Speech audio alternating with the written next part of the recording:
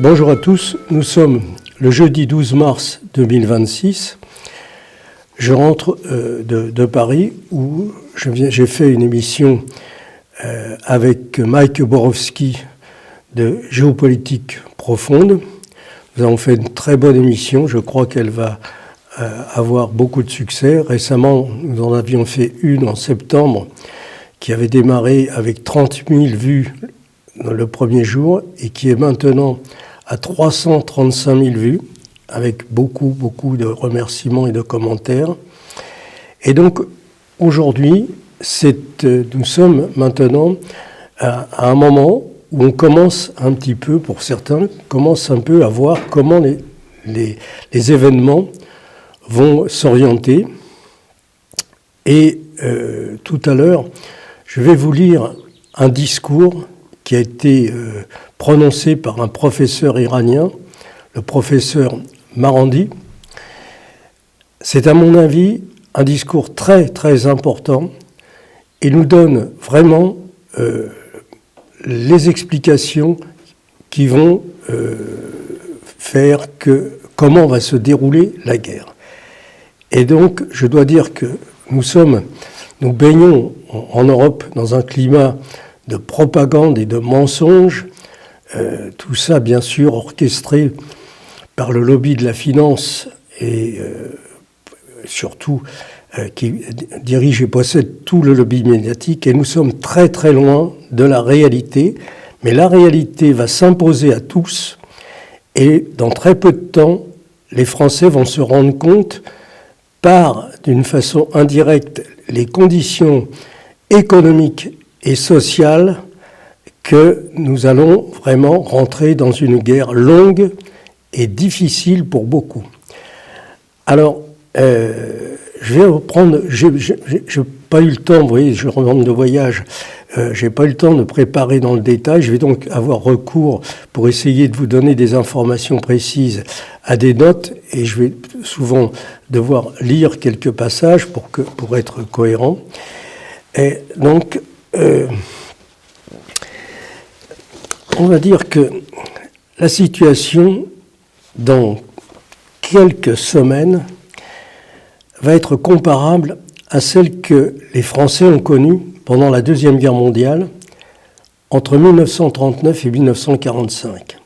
Je conseille d'ailleurs à ceux qui me regardent de revoir, pour ceux qui ne l'auraient pas vu, un film tout à fait extraordinaire qui s'intitule « La traversée de Paris », un film avec Jean Gabin, Bourvil et Louis de Funès.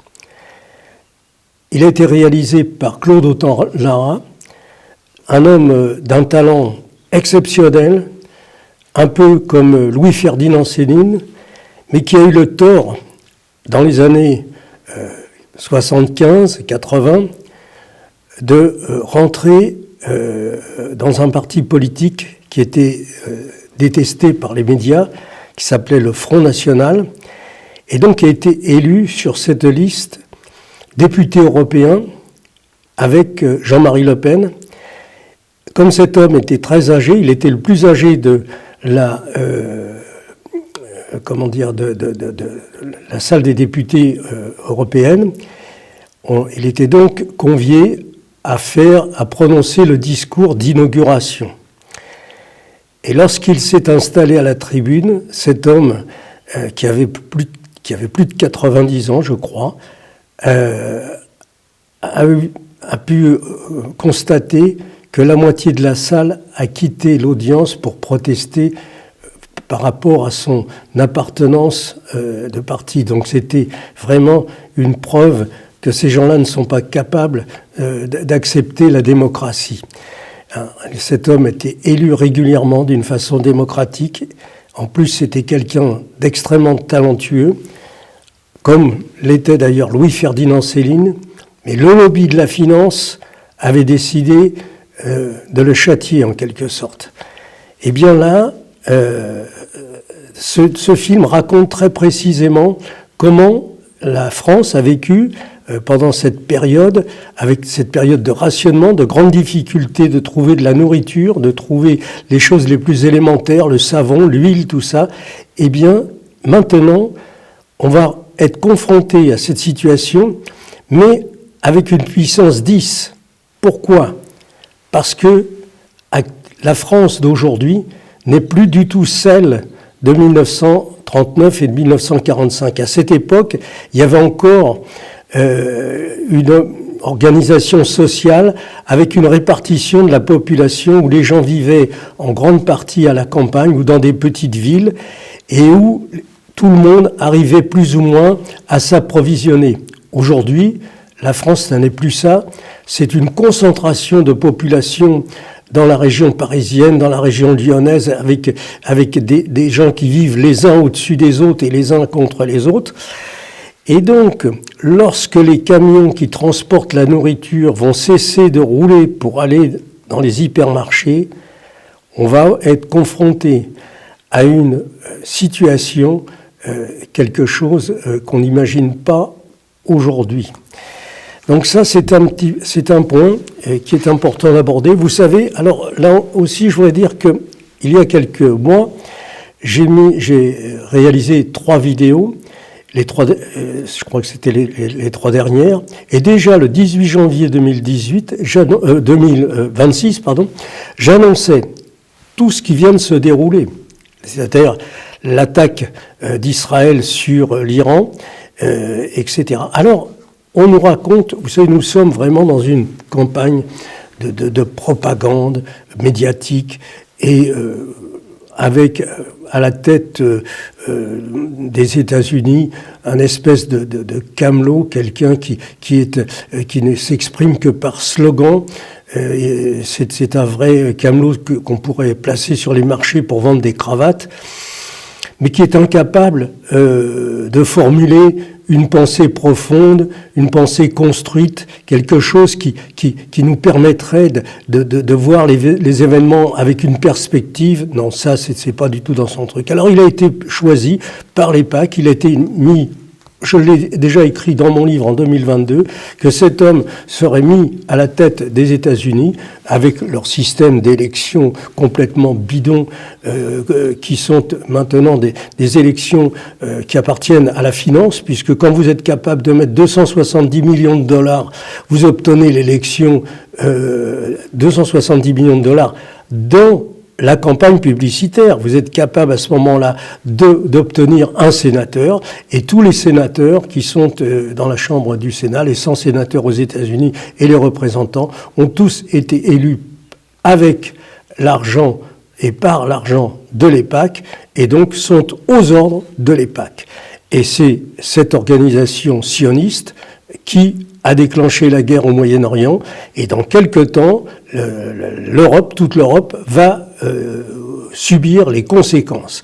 Les conséquences qui ne remontent pas d'ailleurs uniquement à ce déclenchement de l'attaque. L'Europe est complètement vassalisée aux ordres du lobby de la finance américain, mais nous avons aussi, nous en France, le lobby de la finance qui dirige le pays depuis 1969, date de l'arrivée au pouvoir de Georges Pompidou, qui, il ne faut pas l'oublier, était directeur général de la banque Rothschild. Aujourd'hui, on a son successeur à la tête du pouvoir. Et donc, ces gens-là, oui, sont dans des organisations et ne s'occupent pas du tout de l'intérêt profond du pays. Eux, ce qu'ils pensent, c'est l'intérêt de ces groupes financiers. Et donc, ils ont, depuis très longtemps, préparé aussi bien la guerre en Ukraine, avec une tentative qui a complètement échoué, celle de déséquilibrer le pouvoir russe pour pouvoir s'emparer de cet immense territoire, le diviser en 5 pays. Bon, ça, on en parlera un peu plus tard, mais ça a échoué. Et donc, les problèmes que nous allons rencontrer maintenant démarrent, si on veut, en 2008 à partir du moment où il y a une acceptation de choses qui sont inacceptables. Quand on fait un peu plus... Alors ensuite, on a une autre étape, c'est 2014. Il y a eu les accords de Minsk qui n'ont pas été respectés, où François Hollande, un élu aussi du lobby de la finance, et Angela Merkel ont, menti aux Russes pour leur faire croire qu'il y aurait des accords. Eh bien, tout ça démarre là, et maintenant, on va payer l'addition. Pourquoi ? Parce que la lâcheté des Européens a permis la destruction du gazoduc, des 2 gazoducs qui alimentaient l'Europe en arrivant en Allemagne depuis la Russie. Et donc, ils n'ont pas été capables en 3 ans de réparer ces tubes parce qu'ils sont soumis mais vraiment à genoux devant les Américains. Et donc maintenant, voilà que l'autre source de gaz qui alimente toute l'industrie est coupée dans le détroit d'Ormuz, puisque c'est le Qatar qui liquéfie le gaz et qui approvisionne nos industries. Et maintenant, voilà la deuxième source qui est coupée. Alors là, oui, on va commencer à comprendre, parce que nous allons avoir une cascade de faillites en France, une cascade de faillites qui sera due par un manque d'énergie et surtout par un manque de matières premières, par une augmentation des prix. Et donc, voilà où nous en sommes. Les petites lâchetés finissent toujours par se payer à un moment.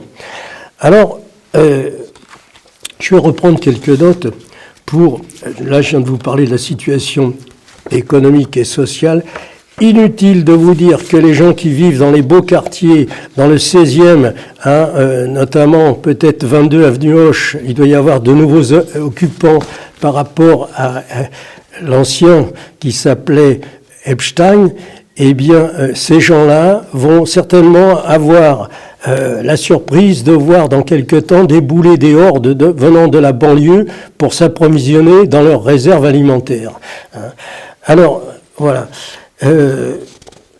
On va regarder quelque chose. Je vais essayer de retrouver quelques notes, puisque là, on est un petit peu dans l'improvisation. Donc, oui, je vous disais qu'on est... Alors, on va revenir, si vous voulez, sur une situation... Tout à l'heure, je vais vous lire le discours que j'ai trouvé tout à fait exceptionnel, très très fort, du professeur Marandi. Et vraiment, là, on va voir comment les choses vont se dérouler. Et comme nous sommes dans une campagne de propagande où les gens sont complètement en dehors, non pas de la vérité, mais de la réalité, eh bien, ils n'imaginent pas du tout comment les choses vont se passer. Je vais essayer d'apporter un éclairage là, à travers moi les expériences que j'ai vécues depuis très longtemps, et donc la connaissance de tout ce Moyen-Orient que je connais bien. J'ai installé pas mal de tubes pour transporter le pétrole en Oman, en Arabie Saoudite, et je connais tous ces pays. Et donc, je vais dire un petit truc, si vous voulez. En 1955, qui aurait cru que l'armée américaine serait obligée d'abandonner le Vietnam après avoir perdu des milliers de soldats au cours d'une guerre qui aura duré plus de 20 ans? Comment expliquer que l'armée la plus puissante du monde, à l'époque, a été battue par une armée qui ne possédait ni avions, ni hélicoptères, et pas de chars d'assaut, rien? Eh bien, cette explication, elle est très claire. Elle réside en un seul mot, et ce mot, c'est détermination. La détermination du peuple vietnamien à expulser les troupes américaines de leur territoire s'est transformée par une défaite totale d'une armée qui possédait tout le matériel de l'époque disponible et qui a utilisé des moyens affreux comme les bonbons napalm et l'agent orange qui a tué des centaines de milliers de personnes. ils ont été quand même obligés de quitter le territoire. Et pourquoi je fais référence à ça? C'est parce que tout à l'heure, quand je vais lire le discours du professeur Marandi, j'ai retrouvé dans ses paroles la détermination des chefs politiques de l'époque qui étaient des Vietnamiens, on les appelait également des Indochinois, et je suis convaincu en ce qui me concerne qu'ils vont atteindre tous leurs objectifs et que nous sommes partis pour une guerre, une vraie guerre qui va durer des mois et les gens ne sont pas préparés mentalement à cela. Alors, en dehors de l'utilisation des armes nucléaires, les Américains et les Israéliens n'ont aucune chance de gagner la guerre qu'ils ont engagée. Je répète, aucune chance. Les Iraniens se sont préparés pour une guerre qui peut durer des années. Les Israéliens se sont organisés pour une guerre de quelques jours. C'est leur spécialité.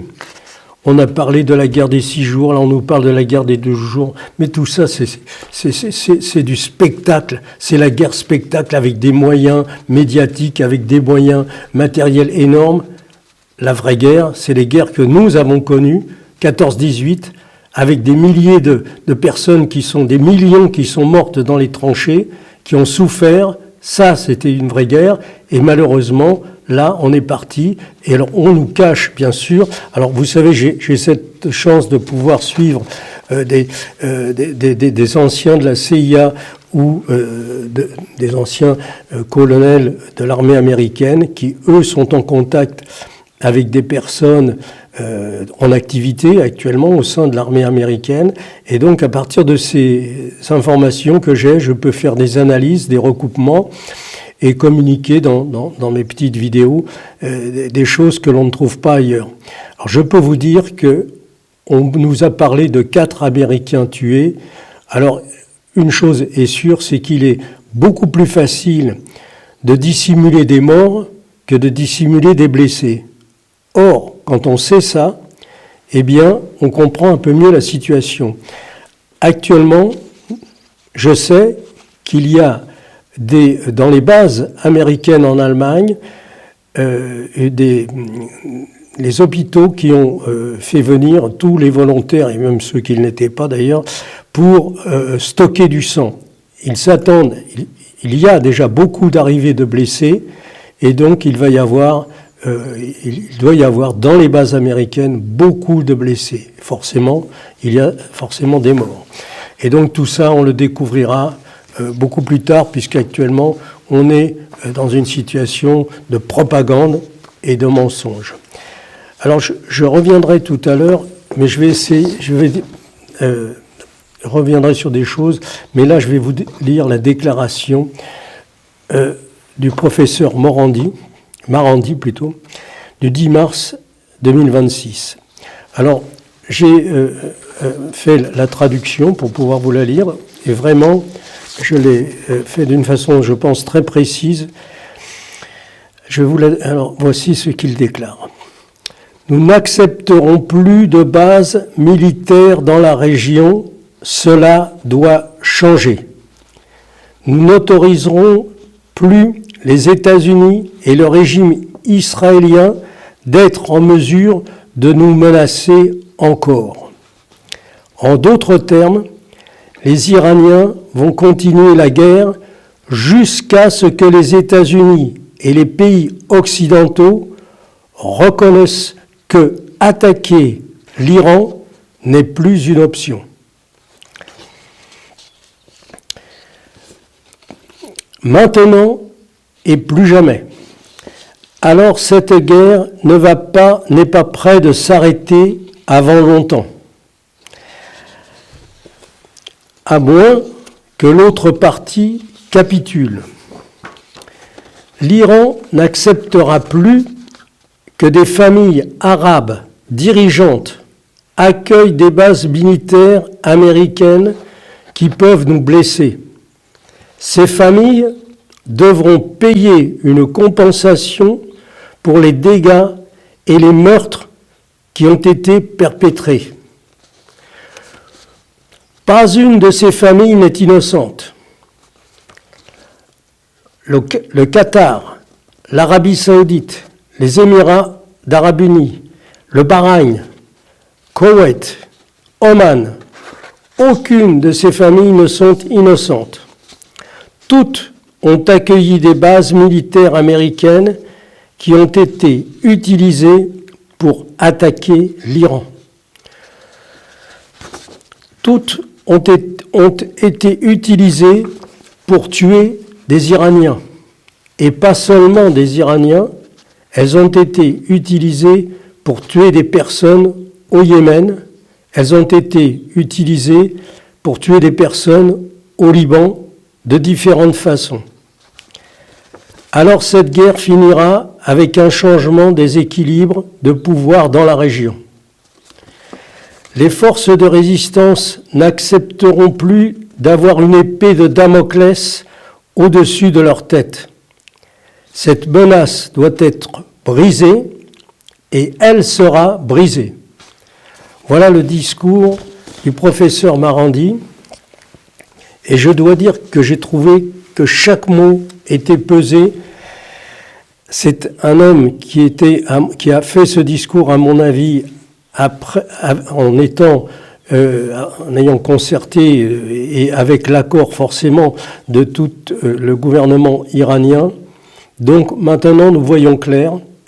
Nous savons que tout ce qu'on nous raconte à la télé, ils n'ont plus de missiles, ils n'ont plus de ceci.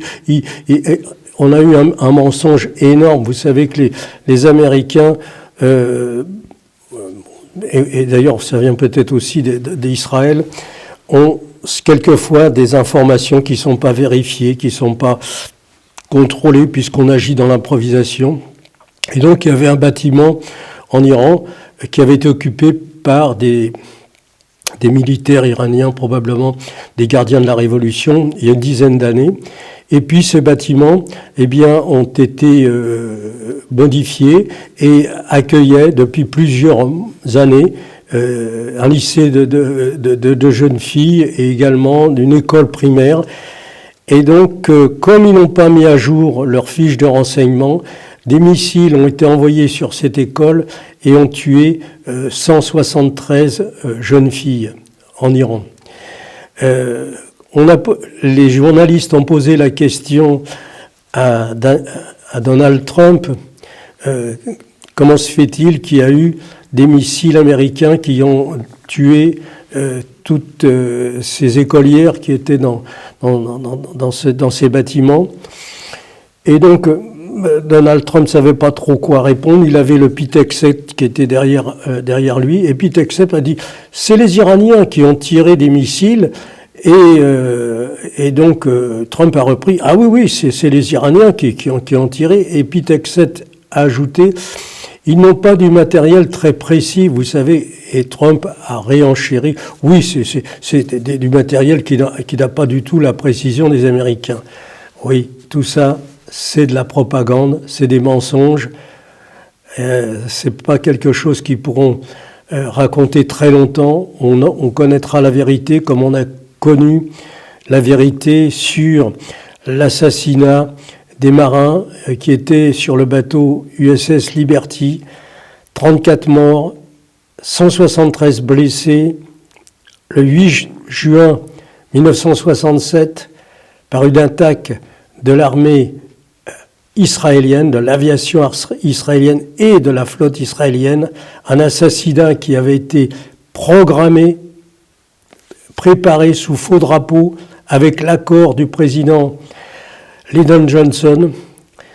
Et lorsque la guerre a basculé, et ce bateau était destiné à être coulé, c'était un bateau, le cargo de l'USS Liberty a été envoyé sur place avec aucun armement, simplement pour se mettre au large de l'Égypte et écouter les conversations téléphoniques et situer les positions militaires des Égyptiens. Eh bien, ils avaient eu l'idée que si ce bateau était coulé en pleine mer, ça obligerait l'armée américaine à intervenir. Et c'est sous ce prétexte qu'ils ont organisé cette affaire. Et ensuite, lorsque ce bateau a réussi à rejoindre l'île de Malte, eh bien, là, on a menacé les survivants. Il y avait 273 marins à bord, qui étaient uniquement des gens techniciens pour faire des écoutes, réaliser des rapports, etc. On les avait envoyés ils ont été sacrifiés pour obtenir l'engagement de l'armée américaine auprès d'Israël si les affaires avaient mal tourné.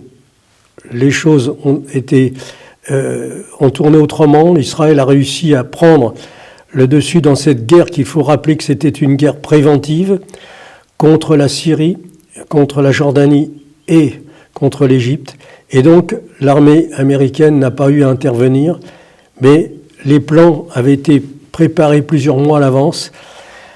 Et lorsque les blessés ont été soignés, et il y a eu une rapide enquête dans laquelle on leur a fait comprendre qu'il ne fallait plus parler de cette affaire, parce qu'eux étaient témoins, savaient que c'était des avions israéliens qui les avaient mitraillés sur le pont, que c'était une torpille israélienne qui avait coulé dans la deuxième soute, qui avait fait 25 morts en une seule frappe. Et donc ce scandale a été étouffé par les médias américains. J'en ai parlé dans l'émission que j'ai faite avec Mike Borowski lundi. Vous pouvez voir cette émission. À ce sujet, je voudrais dire qu'il y a quelque chose. Vous savez que j'ai réalisé 81 vidéos depuis que j'ai créé la chaîne Gérard Chevrier en mai 2023. Et ces 81 vidéos représentent un travail énorme et c'est une véritable bibliothèque. Et je trouve dommage que, alors que maintenant nous avons des vidéos qui font 155 000 vues sur notre petite chaîne, il y en a d'autres à 60 000, 100 000, etc. Eh bien, on peut dire les 40 premières vidéos qui représentent un travail considérable et beaucoup d'informations qui sont très importantes. Notamment, il y a 2 vidéos dans lesquelles j'ai expliqué déjà, c'était en 2023, qu'en 2045, l'Europe n'aurait plus de pétrole. 2045.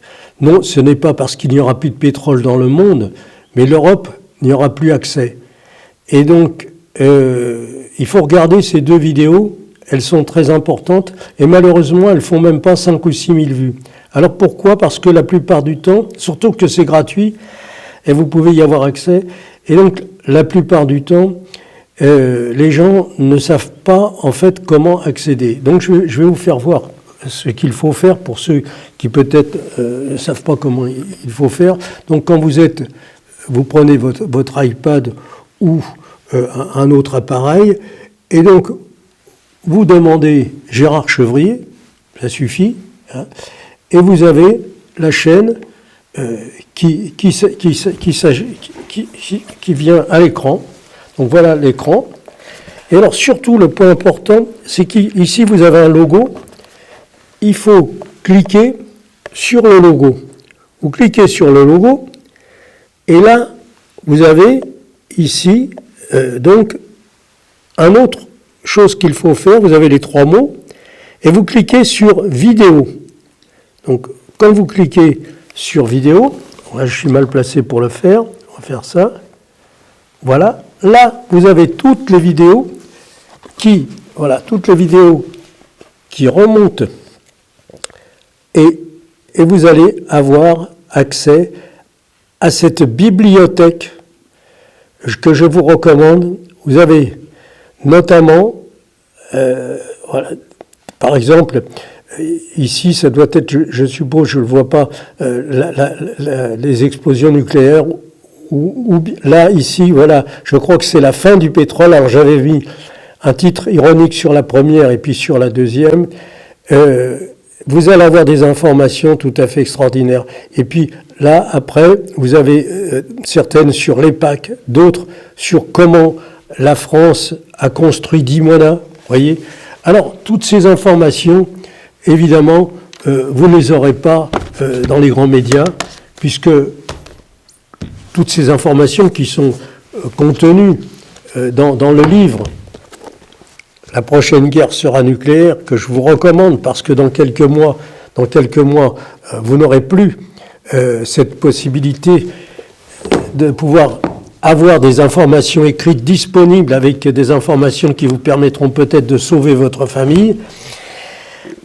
N'attendez pas le mois de décembre pour le commander, parce qu'à mon avis, on sera en rupture de stock et on ne sera probablement pas en situation de le faire imprimer. Donc, c'est maintenant qu'il faut faire tout ça. Voilà. Alors, aujourd'hui, je ne vais pas rentrer plus dans le détail. Néanmoins, il faut quand même que je reparle de ce discours du professeur Marandi. Ce discours nous dit quoi ? Il exprime déjà la détermination sans faille de ces gens qui ont souffert pendant des générations des sanctions américaines, la détermination sans faille de se battre. Et ça, l'Occident ne le perçoit pas, parce que l'Occident, c'est devenu des gens qui vivent dans le confort, dans la bêtise de la publicité permanente sur des chaînes de désinformation où on voit des choses de plus en plus débiles. Avant, il y avait quelques publicités qui étaient subtiles ou rigolotes. Maintenant, on est tombé dans des publicités débiles. Et évidemment, les gens sont de plus en plus... On voit tous ces gens qui s'intéressent au foot, tout ça, alors que la vie, actuellement, il faudrait faire des choses qui ne sont pas faites. Rien n'a été fait au niveau de l'information pour protéger la population civile des risques d'une guerre nucléaire qui se prépare. Parce que ce qui est important, là je peux le dire, les États-Unis sont dirigés par ce lobby de la finance aux États-Unis et notamment par l'EPAC. Alors, ils tiennent toute l'économie entre leurs mains, toutes les grandes entreprises, tous les fonds d'investissement, etc. Et ils ont délocalisé la plupart des grandes industries vers les pays où le niveau de salaire est très bas, et ça permet comme ça aux banques et à tous les réseaux financiers de faire beaucoup plus de profits. Et bien entendu, tout le savoir-faire qui était aux États-Unis et la production qui était aux États-Unis a été déplacée dans ces pays-là, et c'est la raison pour laquelle les États-Unis sont devenus très faibles. Alors, il est vrai que le niveau de culture des Américains n'a jamais été très élevé. En grande partie, il y a une élite intellectuelle, mais la plupart du temps, c'est des gens qui sont ras des pâquerettes. Hein. Ils ne se posent pas beaucoup de questions. Et donc, on a évidemment ce qu'ils méritent, en quelque sorte, mais ils sont dirigés par Israël. C'est Israël qui dirige les États-Unis depuis maintenant une bonne vingtaine d'années. Eh bien, les Israéliens, eux, par contre, sont très cultivés, très intelligents et au courant de tout. Et quand ces gens-là, l'état-major israélien, engage l'armée israélienne et l'armée américaine dans une guerre dont ils savent pertinemment qu'ils n'ont aucune chance de gagner avec des moyens conventionnels, eh bien, je dis, ils l'ont fait parce qu'ils ont l'intention d'utiliser l'arme nucléaire. C'est aussi simple que ça. Et les gens ne le comprennent pas. Mais bien entendu, des gens intelligents qui ont fait déjà une expérience au mois de juin l'an dernier, en attaquant l'Iran, et après 12 jours, il n'y avait plus de capacité de se battre, il n'y avait plus de missiles antimissiles, il n'y avait plus de munitions. Ils le répètent Et à cette époque, là encore, vous pouvez regarder dans mes vidéos, j'ai fait une vidéo sur laquelle il n'y a rien à changer. J'écris, mais c'était en quelque sorte, vous savez, les titres, on est obligé de faire un peu les slogans. J'ai écrit, dans 6 mois, Tel Aviv ressemblera à Gaza. Vous pouvez le voir dans mes vidéos. J'aurais pu dire, j'ai dit 6 mois parce que c'est une formule consacrée. J'aurais pu dire dans 8 mois. Mais en fait, nous sommes maintenant 8 mois plus tard, et je peux vous dire que Tel Aviv commence à ressembler à Gaza sur le plan matériel. Alors bien sûr, il y a très peu de blessés, il y a très peu de morts en Israël, parce qu'ils ont eu l'intelligence de construire des abris NBC sous chaque immeuble, sous chaque centre commercial, partout, il y a des abris nucléaires, bactériologiques, chimiques. Ce que la France s'est refusée de faire. Alors, un immeuble peut être percuté par un missile, s'écrouler, les gens qui sont dans l'abri NBC vont sortir vivants. Parce que si eux n'ont plus la capacité d'ouvrir la porte, les gens à l'extérieur, eux, peuvent le faire. Et donc, ça a été, si vous voulez, le but de tout le travail que j'ai fait pendant des années, d'essayer de faire prendre conscience aux autorités politiques qu'il fallait construire des abris, qu'il fallait organiser la protection civile. Et rien n'a été fait. Dans quelque temps, je reviendrai là-dessus, ça sera l'objet d'une véritable campagne que je vais mener si on me la laisse mener, parce que, bien entendu, je dérange beaucoup de monde. Mais voilà. Alors, oui, on peut dire qu'aujourd'hui, il y a 8 mois, j'avais vu juste, aujourd'hui, Tel Aviv commence à ressembler à Gaza, sur le plan matériel, des dégâts considérables. Il faut savoir que toute personne, la censure bloque tout, toute personne prise en train de filmer des destructions dans Tel Aviv risque 5 ans de prison. Et donc, il n'y a pas beaucoup d'images qui partent depuis là-bas, mais c'est vraiment des discussions. Et surtout, ce qui est important, c'est que jusqu'à présent, les Iraniens n'ont fait que vider leur stock de missiles qui ont été fabriqués en 2012, en 2015. Vous vous rendez compte, des missiles qui ont plus de 10 ans, et ils vont commencer à taper dans des missiles qui sont beaucoup plus performants, beaucoup plus puissants, et donc ils sont préparés pour faire une guerre qui va durer non pas quelques jours, mais plusieurs mois. Sauf si la partie en face capitule. Ça a été dit dans le discours de Marandi. Eh bien, comme je ne crois pas que les Israéliens sont décidés à capituler, il faut s'attendre à l'utilisation d'armes nucléaires de la part des Israéliens ou des Américains. Le prétexte, ce sera que l'existence d'Israël est menacée et donc ils sont en droit d'utiliser une arme nucléaire. Et si l'arme nucléaire est utilisée par les Américains, eh bien c'est parce que certainement des missiles iraniens auront coulé un porte-avions, et là le symbole sera très fort, et l'opinion publique américaine sera d'accord pour raser en quelque sorte la population iranienne de ce pays, au même titre que quand les Japonais ont attaqué Pearl Harbor, eh bien l'opinion publique américaine était galvanisée et était tout à fait prête à aller jusqu'au bout, jusqu'à utiliser les armes nucléaires qu'ils ont utilisées en août 1945. Donc voilà la situation. Franchement, on reviendrait vers vous dans quelques temps, puisque là je rentre de voyage, et on essaiera de vous apporter encore des informations. Pensez à regarder toutes les vidéos que j'ai faites qui contiennent beaucoup d'informations et qui sont gratuites d'accès. Pensez à acheter ce livre, parce que il est peu probable qu'on pourra faire une réédition. Actuellement, on peut fournir, dans quelques temps, on n'aura plus de livres à vous expédier. Donc, à très bientôt, sûrement la semaine prochaine.